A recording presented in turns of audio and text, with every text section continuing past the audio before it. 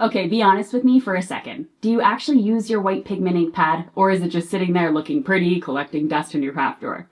I get it, I really do. Most people think it's just for a few basic things. Seriously, by the end of this video, you're gonna look at your white ink pad like it's your new secret weapon. So stick around because I'm gonna show you exactly how to make your white pigment ink do things you didn't think were possible.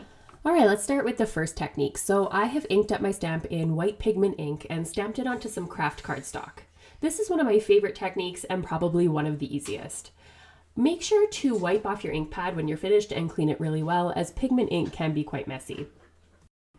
Next up, I am going to just ever so slightly move my cardstock, so just about 1/8 of an inch or so in the diagonal direction. And this way, I am going to slightly offset the stamping. I'm not going to stamp directly over top of the white ink, which is also a technique you can do, but I'm going to stamp right next to it. And this is going to give me a really great shadow. So this is probably one of the easiest techniques that you could do with your white ink pad, and we're going to go into plenty more that are a little bit more advanced. I'm always looking for different ways to use my embossing folders since they're a relatively inexpensive supply that packs so much impact into your card and your backgrounds. So I grabbed one of my 3D embossing folders. A regular embossing folder is fine as well, and I ran it through my die cutting machine using the appropriate sandwich. I get this really great 3D result with the flowers. Next, I'm going to grab a blending tool. I'm using a domed blending tool, and this one I have specifically for white ink techniques only, and I'm just going to go ahead and lightly dab onto my background. I'm just going to speed up the process here so you can see it in a quick way, and you can see how it adds some subtle details and highlights all of the accented backgrounds and the textures, but it's nothing that's going to overwhelm your pattern. I think this is a really great look for your cards and a way to take things to the next level. Before we dive deeper into these white ink techniques, I have to tell you about something that's gonna make your creative heart so happy. This video is sponsored by Craftsy, which honestly feels like the perfect match for us because if you're here, you're the kind of person who loves getting crafty and trying new things. Craftsy is basically like a giant creative library with over 2,000 classes just waiting for you. And yes, there's a whole section just for us card makers. I've been really loving this class called 13 Easy Card Making Ideas that take 30 minutes or less. You know I love anything that helps me make gorgeous cards without spending hours at my craft table. She packs in so many clever ideas, and it's perfect for when you want to get crafty without overthinking things. And another one I'm getting so much inspiration from is Fresh Eyes on Your Card Making Supplies. This class is all about looking at your stash in totally new ways, like using tools and products you already own to create something fresh. It's honestly a game changer for sparking new ideas, especially when you feel like you're in a bit of a creative rut. What I really love is that all the classes are broken down into super easy steps, so you can follow along at your own pace, whether you're a beginner or you've been crafting for years. And Craftsy isn't just about classes. It's this whole creative community. You can connect with other makers, share ideas, and keep your inspiration going strong. Plus, they're always adding new classes, so there's always something exciting to try the next time you're in the mood to make something beautiful. And because you're here hanging out with me today, the first 1,000 of you to click the link in my description will get an entire year of Craftsy membership for just $149. Yes, a full year for just $1.49. Honestly, it's such an amazing deal, and I think you're gonna love it. Now this is relatively Christmas specific, but what I've done here is stamped some snowflakes in clear embossing ink, and I've covered them in some clear embossing powder. I'm going to heat emboss the powder to melt it, and we're going to do an emboss resist technique. This is a really great way to get whimsical Christmas backgrounds that almost are like a snowy, blustery day. It's important to use relatively little ink here, so I always start off of the background and work my way in. And this creates just a really dreamy, cloudy sort of look. You could use this on top of pattern paper too. This is a great technique to help make your pattern paper a little bit more subtle and so much fun to use. Just make sure when you're all finished to go over it with a cloth to clear any of the pigment ink off of the embossed stamping, and you are all set. Now, which ink pad am I actually using? So I tested a couple of different ones. I've used some different brands over the years, and the two that I currently have in my stash are from scrapbook.com, and the other one is Unicorn from Hero Arts, which is often highly recommended. Now, I do have the small ink pad from Hero Arts, which I'm sure does make a difference at the end of the day, but I did find that the scrapbook.com ink inked much better than the Hero Arts Unicorn.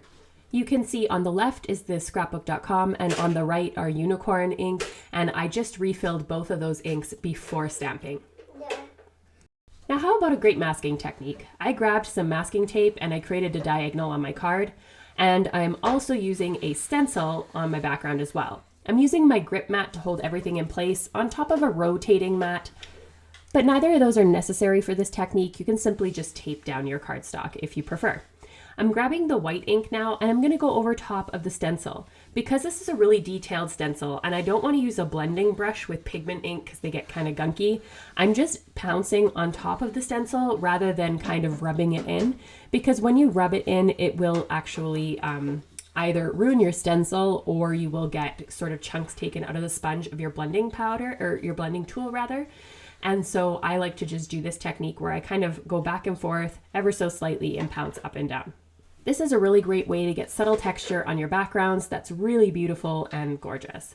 So when I remove the stencil, you can see all of the design, and then when I remove the masking tape, you can see that as well. Now don't forget, with white pigment ink, it will take quite a while to dry. So you can easily just heat set it with a heat tool on the lowest setting for just a few seconds. Here's a final look at that background. The next technique I have is for pattern paper. I grabbed this sort of peacock feather patterned paper. It's very dark, and I'm going to grab a stencil here. This is just an ink splatter stencil that I got recently that I thought would be super useful for all sorts of types of backgrounds. And I'm going to place it again on top of the pattern paper. Just as I did before, I'm just going over top of it with my blending tool, and then I'm going to remove the stencil to see what kind of results that I got. Here's the big reveal. Let me know what you think. Now, did you know that you could use your white ink to not only level up your layering stamps, but also your layering dies? So I don't know about you, but I see a lot of people doing those detailed blending techniques where you take a stencil that's meant to make it easy to color, and then you're doing all the shading inside the stencil. And to me, that is difficult and complicated. So what if I told you you can actually get that same look with just using an regular ink pad and some white ink? So I heat embossed this stamp using gold embossing powder, and I'm going to color it in using stencils. Now this is, again, a way to create that detailed blending while making it super easy. So I have gone over the stencil here, the lemons, with yellow ink, obviously. I wiped down my stencil. I did remove it first, and then I cleaned it and placed it back on top, grabbing the white pigment ink and going in from one of the sides. Now I have that detailed blended shading without any of the hassle of trying to go in with tiny mini blending brushes, trying to get different colors of ink here and there. It's so easy. Once again, here I am going in with the colored ink and then the white over top, and I'm getting that beautiful shading that I've always wanted to be able to do that I was never able to accomplish, because to me, this is like a fine art skill. Another thing you can do is grab a microfiber cloth and help with the blending. That looks really great as well. Take a look at all the details, and it looks professionally colored, almost like it was washi tape or pattern paper. So I'm going to cut this down now because this is one of those really weird, I think they're 4x12 stamps or something like that. And I mean, this stamp itself is not 4x12, but the set is 4x12. So I have to put it diagonally in my Misti, and then I have to cut it down in order to cut it out. Now, I did mention that this is not just perfect for stamps, but also for layering dies. So I'm going to die cut all of the pieces for a layering die set using colored cardstock. Now I'm going to grab the petals, and I'm going to go in with a small blending brush and just blend the centers of these flowers. I'm blending them using a slightly darker color than my cardstock itself, so that I can get 3 contrasting colors when I'm all finished. Now that I'm finished with all of those petals, I'm going to go in once again with my white pigment ink, and I'm going to go in from the tops of the petals. This is going to lighten the cardstock, and it's going to give me almost 3 shades of color: the white, the original color of the cardstock, and the dark ink blending I did in the center. I think this adds excellent detail, once again, without having to be too artistic or having any sort of super fancy tools.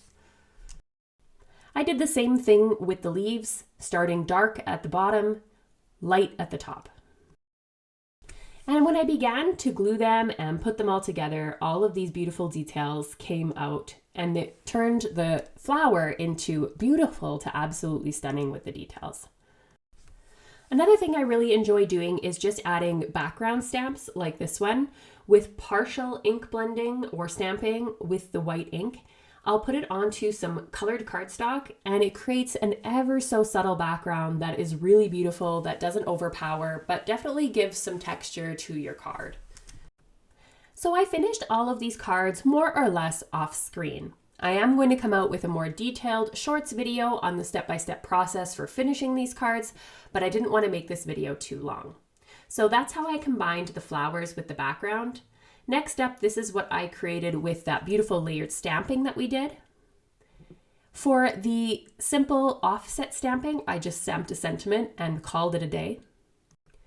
Then with this background here, I added a separator, so some silver holographic paper with a sentiment on top.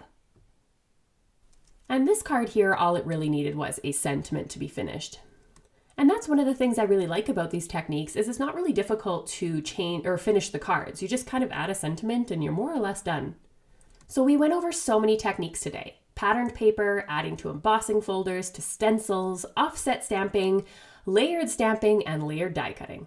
All right, there you go. I hope this video has totally transformed the way you look at that little white ink pad. No more lonely ink pad in the drawer, right? Honestly, there's so many cool effects you can create with it. And I'd love to know in the comments which technique you're most excited to try. Hey, and since we've been talking about adding bright pops of white, let's keep the theme going. If you want to take your card designs to the next level, you've got to check out my video on how to work with white space on your cards. It's all about using empty space intentionally to make your designs look polished and professional. Trust me, it'll completely change the way that you think about your layouts.